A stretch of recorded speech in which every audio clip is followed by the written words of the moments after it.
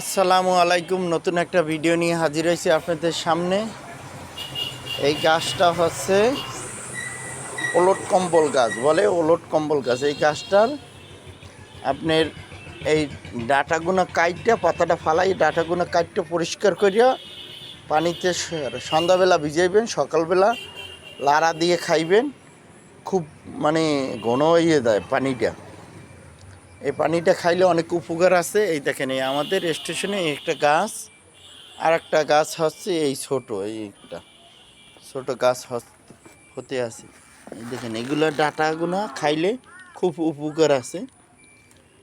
এই দেন, এটারে বলে আমাদের দেশে বলে ওলট কম্বল গাছ।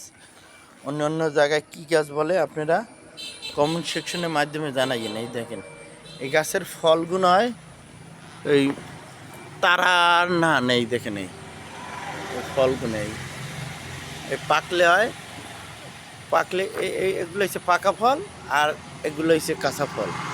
আর ফুলগুলো জাস্ট এগুলো হচ্ছে ফুল।